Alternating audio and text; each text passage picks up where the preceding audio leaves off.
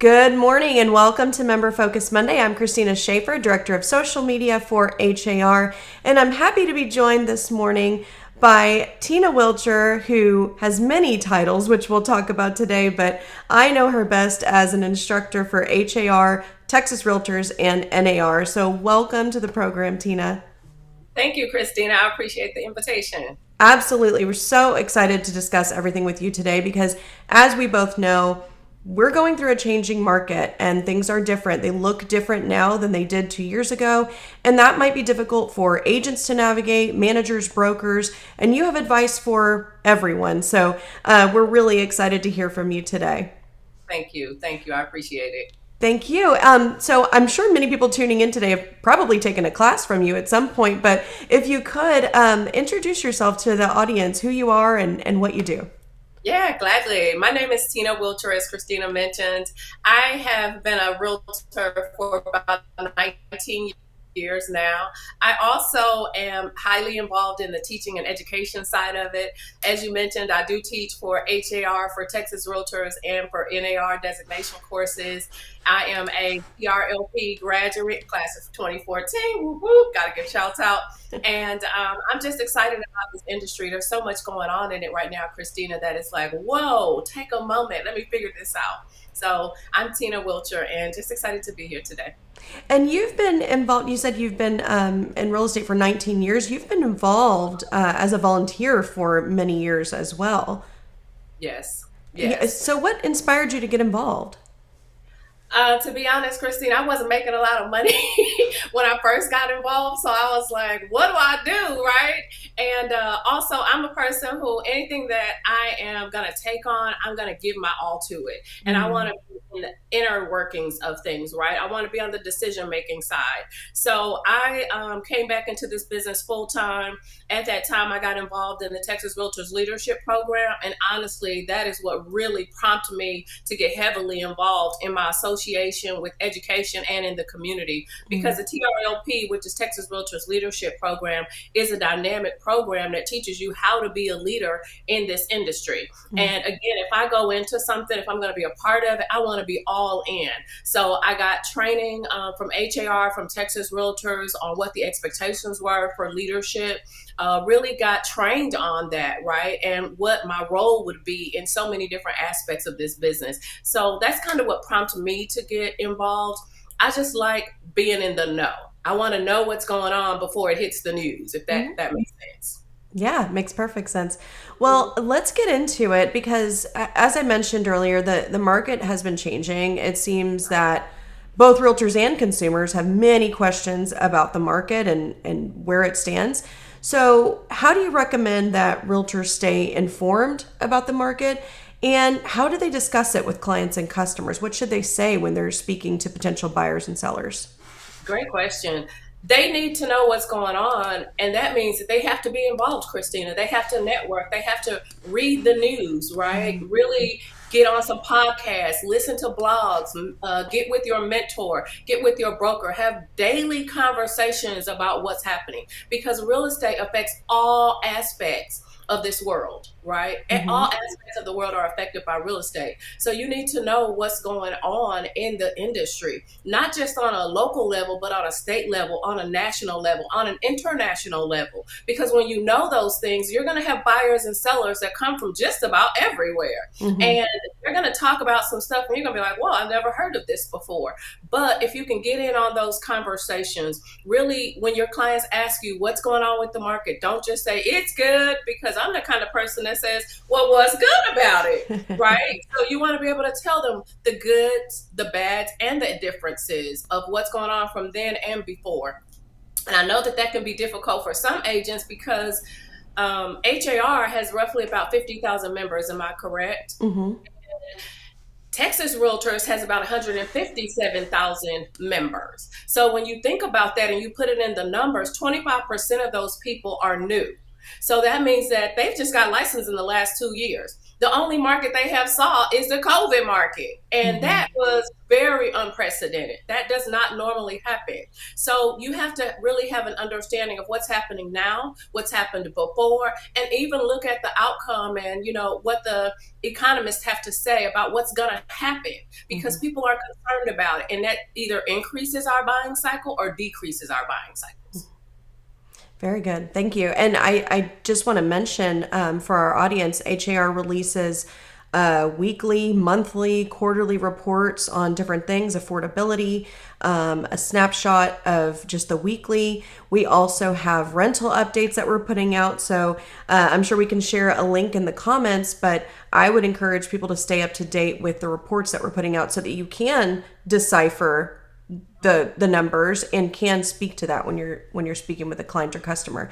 Now, what would you say though? Let's say you're discussing, the market with a buyer or a seller, and they say, "Well, I've heard it's not a good time to buy," or "I've heard it's not a good time to sell." What would you say in that scenario? I would say that if you can afford to buy, make the purchase. If you have a triggering event that requires you to sell, make the sale. Because there's never going to be an ideal time where everything is in order for you to do it the way that you'd like. And there are so many different approaches that you can take to buying and selling properties. There's a number of different lenders now where you can even do almost like the rent to own, where they'll purchase the property for you, and then after 3 years you get to buy it, right? And you still have the ownership in that. Also, if you're thinking about selling, most people sell because there's a triggering event. There's something that triggered them to have to do that. That's not going to go away, Christina.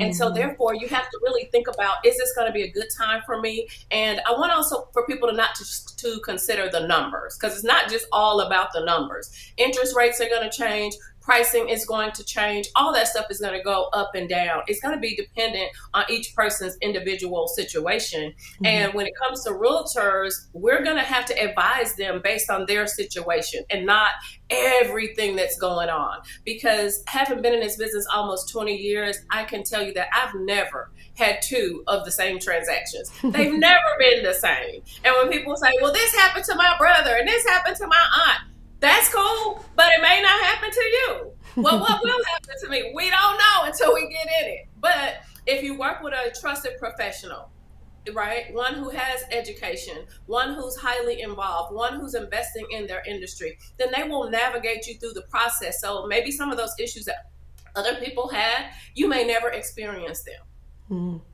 Yeah, great advice. Thank you so much.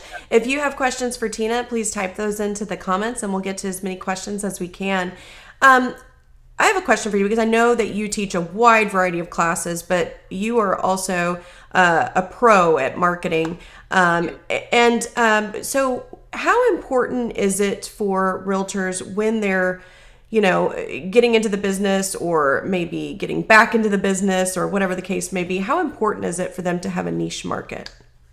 It is so very important to have a niche market, because when you are in a city that has 5 million or more people, you cannot market to everybody. You got to have, a Warren Buffett budget if you want to do that. But instead, if you market to your niche, and your niche is going to be the people that you are comfortable with, and it may be a group, it may be an organization, it may be a networking group that you're in, whatever it is, that's your niche. Those are people that you're going to be comfortable talking to. That's people who are already probably know, like, and trust you in a lot of ways. So those people are going to be your core business. That's where your business is going to come from. Those people who already know you, like you, trust you, and want to do business with you. You guys flow well together. So having that niche helps you to just really stay abreast of what's going on in the market, because you're going to find out things that are important to that niche. And also, sometimes you don't have to develop the niche might even just develop you.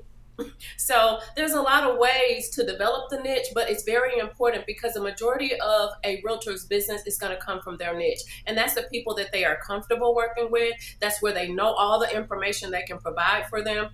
For example, a first-time home buyers. That's one of my niches, because Christina, at 27, I bought a fourplex. I had no idea what I was doing. I just signed and said, okay. And then the next thing, I'm a landlord. And I'm like, oh, crap. to do with these people. And I learned a lot. But I also learned that when I went into this business and I went into making that purchase, I did not know what I was doing. Mm. I had a great realtor, but he just kind of guided me through the process, but he wasn't a person who told me step by step what was going on. He didn't explain every document to me. So I trusted him well enough to know that he would be leading me in the right direction, but I did not know half the stuff that had taken place once we signed the dotted line. So I think that when you have a niche, you're going to really develop that. You're going to know what they need. So now when I focus on first-time buyers, I'm explaining every piece of paper that they sign before they sign it. I want them to make informed and knowledgeable decisions. Mm-hmm. One of my value propositions is to make sure that my clients understand things so well that they could tell somebody else who wasn't in the room and they'll have an understanding. Not easy to do, right? Especially when you're working with somebody who's never done this before. Mm-hmm. But as a realtor, our job is to make sure that our clients make educated and informed decisions. So when you develop a niche, you learn all that you can learn. You learn about the down payment assistance programs. You learn about, the different types of loans that are available. You really walk them through that process because most of the time, people are only going to live in their house for 5 to 7 years. Mm-hmm. Then they're going to buy another one. Who are they going to choose? Mm-hmm. The person that they trusted and who advised them properly on the first time. Yeah, that makes sense. So having a niche is so very important. Absolutely. So when it comes to marketing, now, again, if you were an agent that joined the business in the last 2 years, 3 years, it's changing, right? And that's what we're discussing today. But I've seen questions on social media, Tina, of people, and I haven't seen these questions in years, people asking, how do you print labels in Matrix? Or who can advise me on creating social media ads? And so people, I think, are realizing, okay, maybe I need to actually do some marketing, right? So how do you recommend that realtors market to their niche? Well, Christina, with any business, if you have the business, you open up the door, you'll get the people who drive by and see it, who may have an interest that are going to stop in. But if you don't tell them about it, they don't know about it. Mm-hmm. We get bombarded with so many messages throughout the day that you have to constantly remain in front of people. Mm-hmm. And that's prospects, that's friends, that's followers, that's fans, whatever you want to call them. And we are in a business where we got to tell them what to do, right? Mm-hmm. We got to tell them what we do and then ask them to pitch in on that. Mm-hmm. And so the way that you want to do it is you want to stay in front of your target audience. You want to market on Facebook. I know that that's difficult because we have agents in the business from 18, 19 years old, all the way up to 90 years old. Mm-hmm. So there may be a learning curve. If you find that there's a learning curve, get help. There's so many different platforms out here that will do it for you. Mm-hmm. But you have to market yourself because if people don't know that you're doing business, they don't know that you want their business, they're not going to bring it to you. So when you market, it's a continuous ask. We always say at the end of any marketing, you want to have a call to action. And that call to action says, hey, I want your business. Click here. Reach out to me. Let me send you something. We constantly want to be in front of them. I always tell agents, most people don't care about an open house. Most people don't care that you got a new listing. They can find it online. It's probably popping up in their inbox. And so what we want to do is say, here's what I'm doing for this new listing. Here's how I'm marketing this new listing. Oh my gosh, I got 2 showings today. Let me walk you through this property. Do some live videos, right? Mm-hmm. Go talk to the neighbors. That one-on-one connection is going to bring the business in when you market. So we have to continually be telling people, I'm working and I want your business. That's great. That's great. Great reminders there and great advice. A couple comments that were coming in.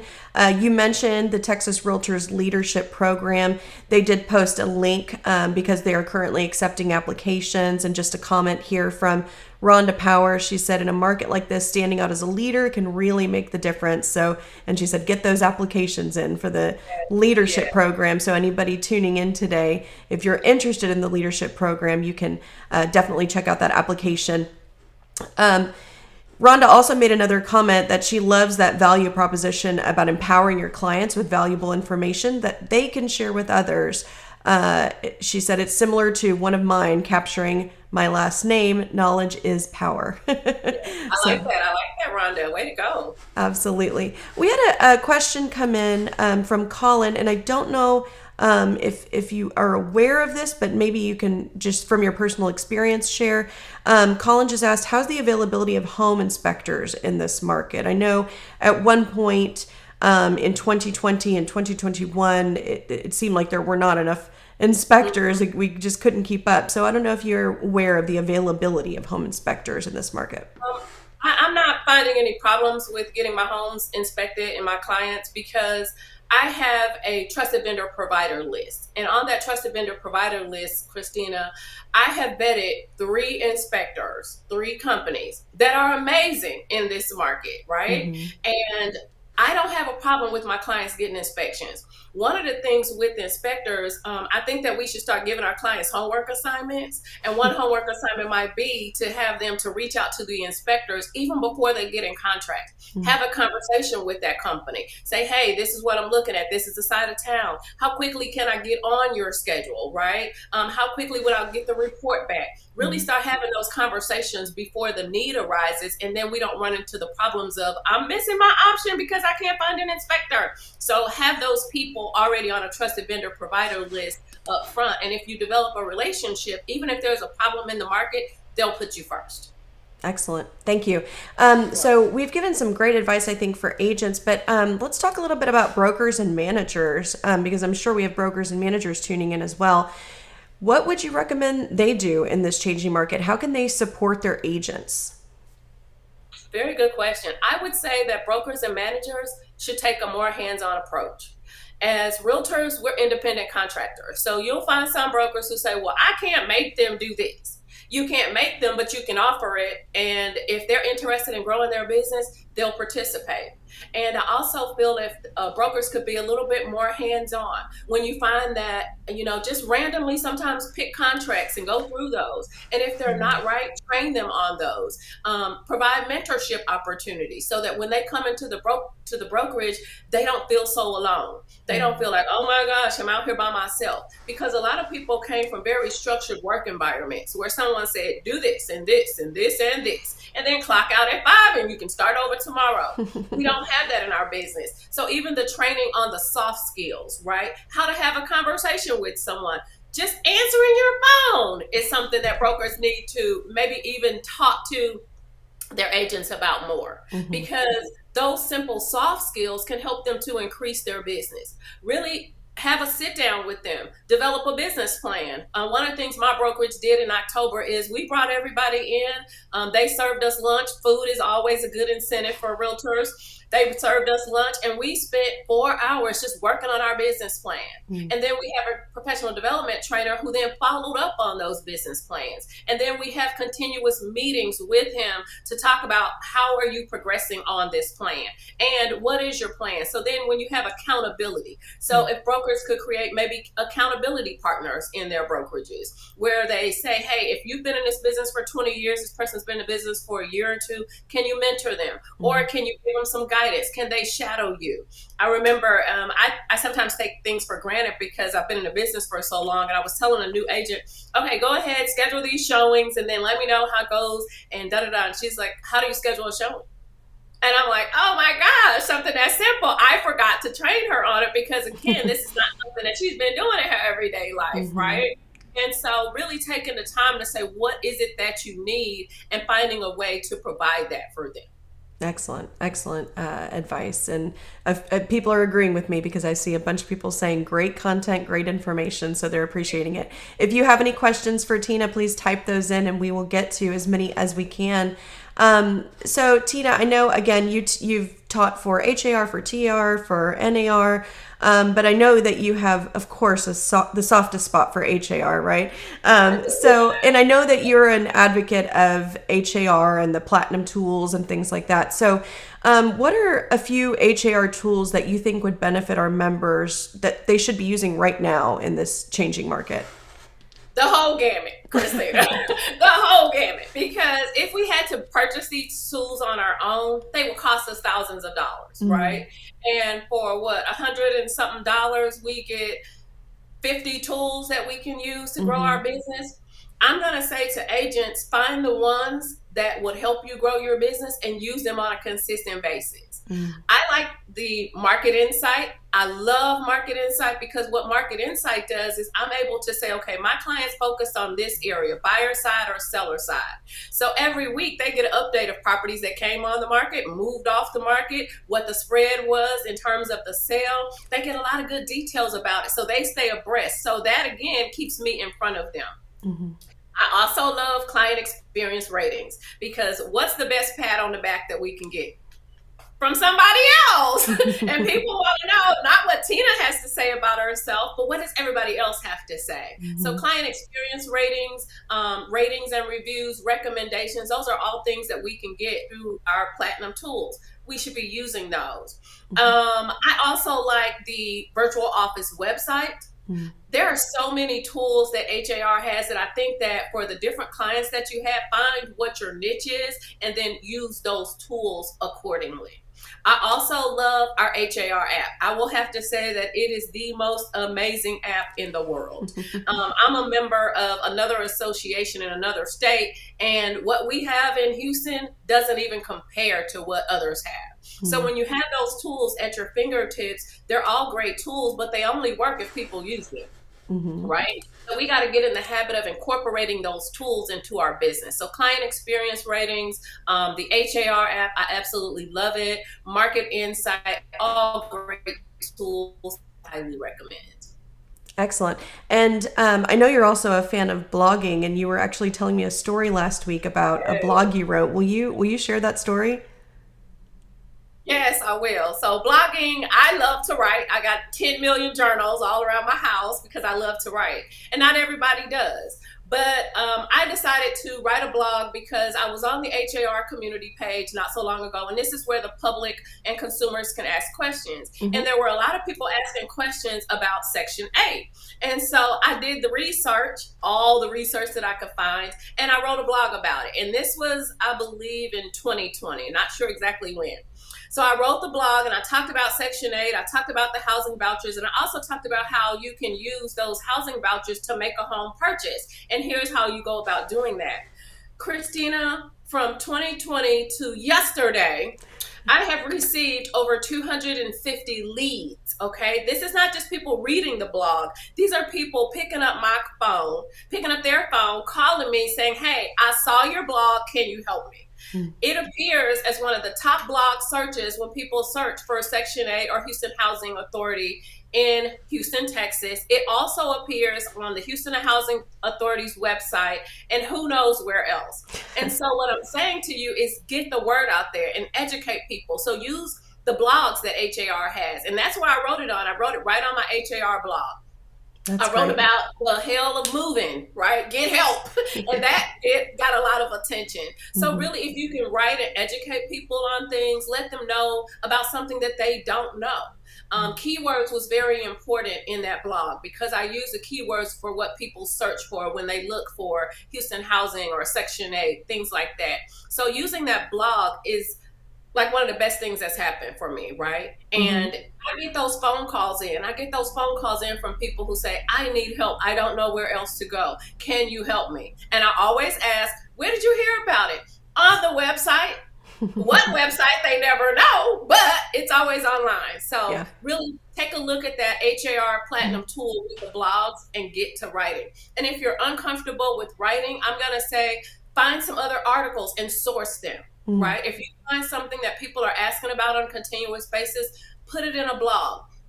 I'd have to say that when I last checked, we only really have about 1,500 members who are using the blog, but those blogs get highlighted. HAR, what people don't know is that HAR highlights those blogs on other pages, other sites, and we also syndicate. So for that reason, it's a great way to get your name out there on such a huge platform.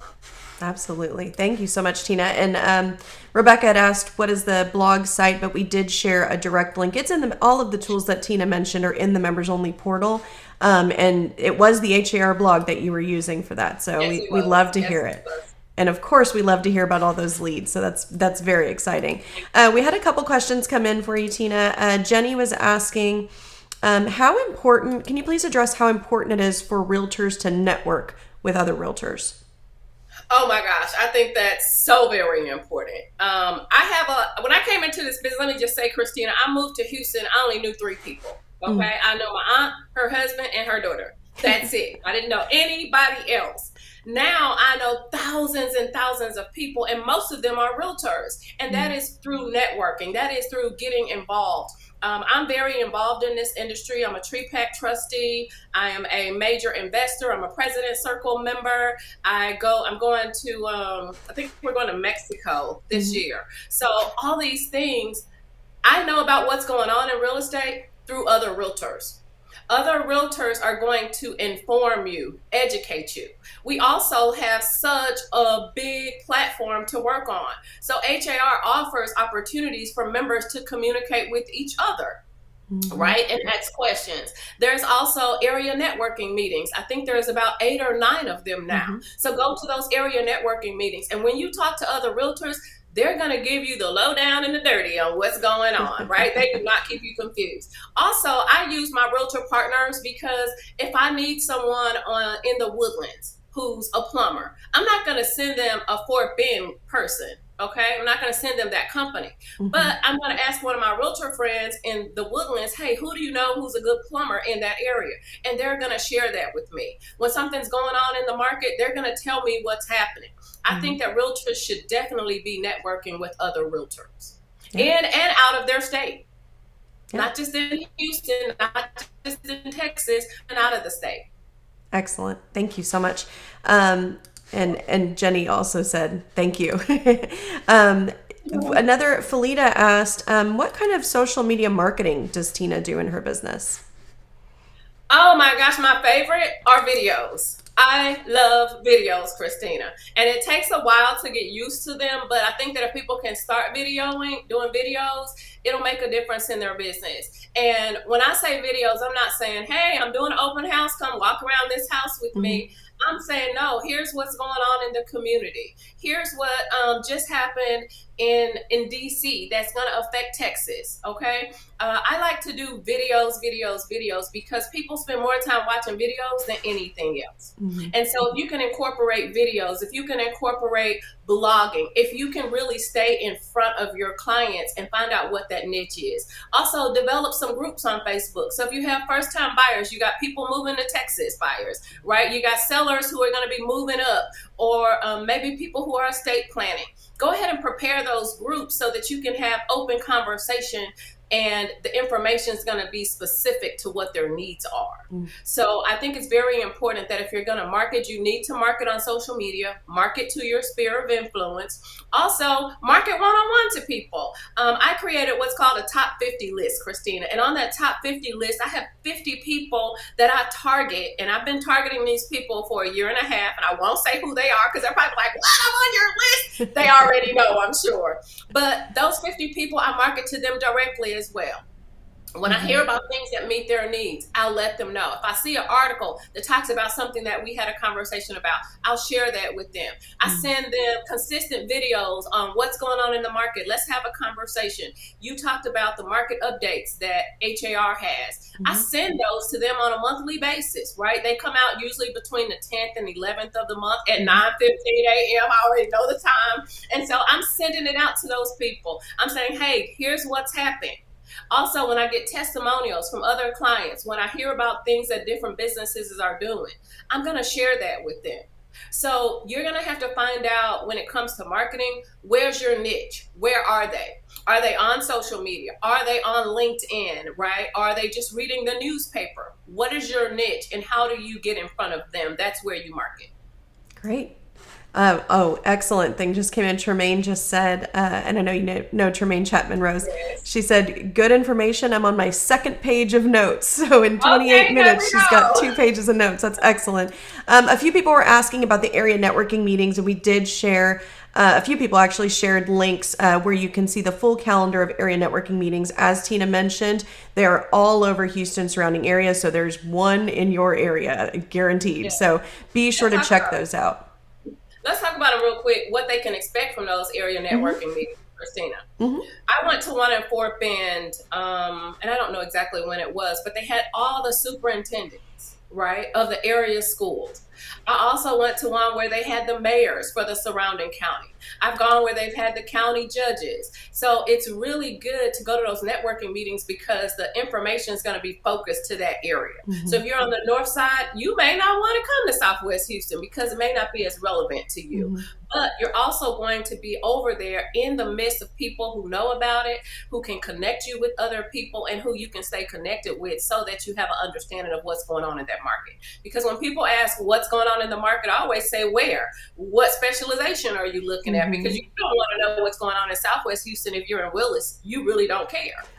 So really think about where they are, and if you're involved in that area, that's another selling point for you because you know the area. You know that there's going to be construction. You know that there's going to be new companies coming in. Those are things you're going to learn about at those area networking meetings. Excellent. Thank you so much, Tina. So, as we mentioned a few times in this interview, you are an instructor and been an instructor for many years. What classes specifically do you teach, and what classes do you recommend? And this might be a few different classes because really we'd love to hear what you recommend. I saw somebody as a new agent.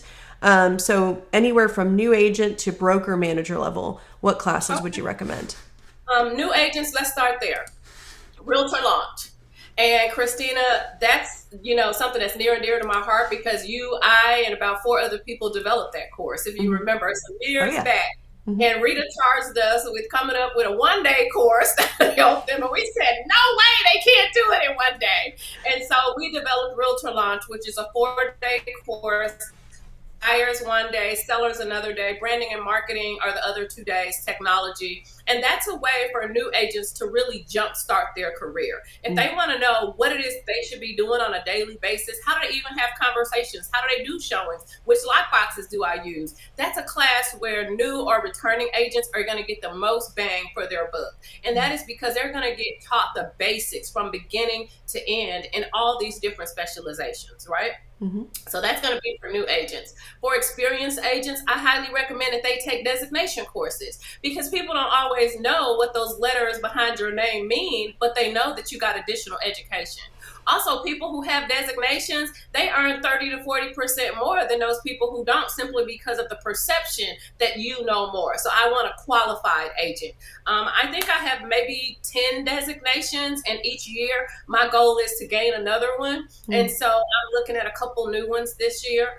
Think about, when it comes to education and designation, what is your niche? So if you're going to be working with buyers, accredited buyer rep. If you're going to be working with sellers, SRS. Another one of my focuses is seniors. So SRES, senior representation specialist. So when you think about what your niche is, then you look at the designation list and you decide from there, where do you want to be educated? I traveled a lot before COVID overseas, and I was having some conversations with people all over the world. And I said, oh my goodness, I need to know a little bit more about this international real estate stuff. And so I got my CIPS designation taught by Richard Miranda. Great guy. Also a referral source that I use when I have to do international business. And that designation allowed me to have conversations with people on an international level about buying and selling in Texas and in their home country. So think about those designations. ABR, SRS. Oh, one that everybody I think needs is RENE, Real Estate Negotiation Expert.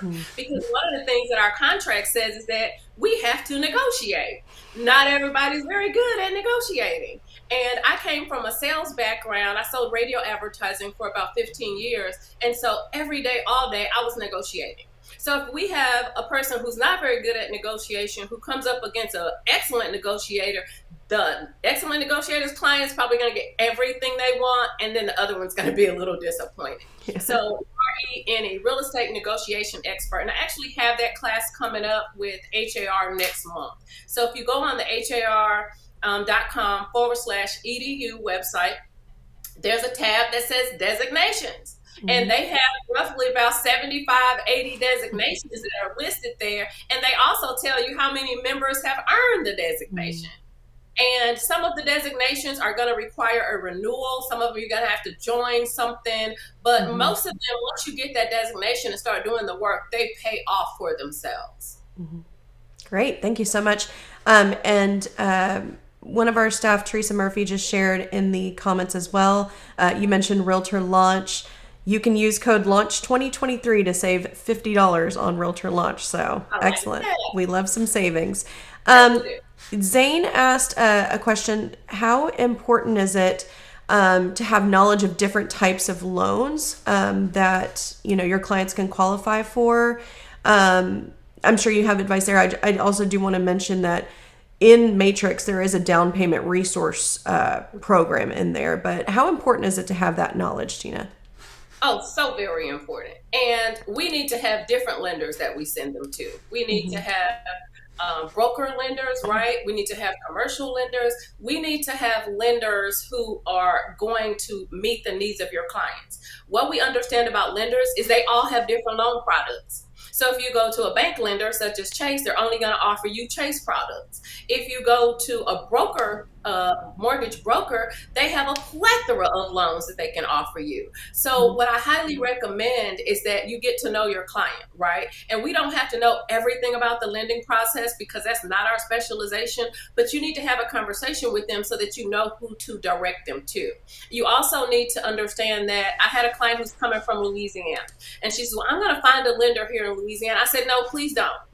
Let me give you 3 local lenders, right, who are familiar with Texas, who do this every day, and also who I trust and have open communication with. That way we stay informed of the process throughout the time. Because if the client is struggling and then they have a bad lender, then that deal is probably not going to go through. And if we tell them where to go and we already have vetted these people out, they're more likely to close on that deal because all sides are working together and people are working hard for each other.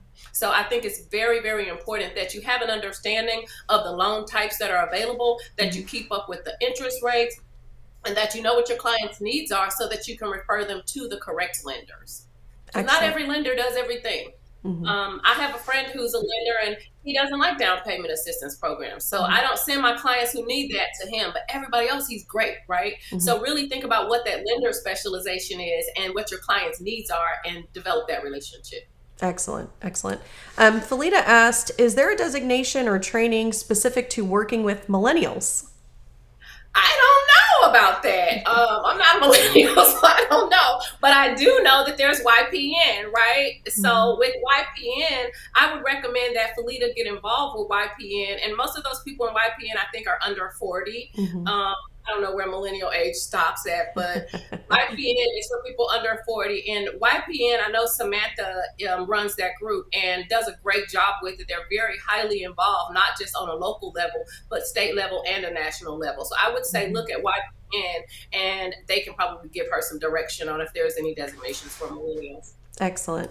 So I'm not seeing any other questions at this time. A few people asking just how to join area networking groups. I know several people have shared links, and even some of the area networking leaders have shared when their dates are coming up. So that's excellent. Monique, just a quick refresh here. Monique said you mentioned ABR, SRS, and negotiations. Was there any other designation in there that you mentioned that she may have missed? GRI. Okay. I'm looking on my board because I got a whole list of designations over here. But GRI is also a good one. That's Graduate Realtor Institute. GRI, cool thing I like about GRI is that it's 3 4-day classes. And for the new people, you also get your 90 hours of continuing education courses that you need. And this is a designation that you don't have to pay for again after you get it. Okay, there are thousands of agents across the nation who have GRI designations. There's 3 focuses. There's contracts, there's business skills, and then there's brokerage. And even though you're not going to be running a broker right away, in most cases, if you just started, it's going to give you the insights on what your broker should be doing as well. Okay, how to have systems in place. So GRI is going to be a good one. Oh, I like PSA, which is Pricing Strategy Advisor. Because PSA is going to teach you the basics and even advanced level pricing. One of the things that we're charged to do is to make sure that we price properties correctly so that they move off the market, and also so that the loan can get approved from the buyer when it meets appraisal. So with those things in mind, understanding the importance of doing a good CMA, right? Offering an excellent broker price opinion. And pricing is going to be one of the major things that we do. So PSA. And if you're in Texas, you're going to be working with first-time buyers. I do recommend the Texas Affordable Housing Specialist. And all these designations HAR offers. So again, if they just go to the EDU site, they'll be able to find it. But really think about what your clients need. Look at those, what your niche is, and there's a designation for it. Excellent. Thank you so much, Tina.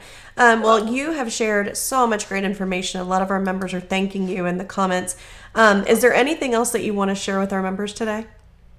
I would say that one thing I'm going to advise everybody to do is stay abreast of what's going on in this market. I know I have some friends who aren't realtors, but they're still buyers, they're sellers. Really know what's going on. When you choose a realtor, choose one who has the knowledge, the wisdom, and understanding for what your needs are. Not all realtors are the same. And each realtor should really focus on what their value proposition is. What do you do that's amazing that nobody else can top? If you can develop a unique value proposition, Christina, they can do very well in their business. So stay educated, find some designations, stay abreast of what's going on in the market, not just your immediate market, but also what's going on in surrounding markets, what's going on a national level and an international level.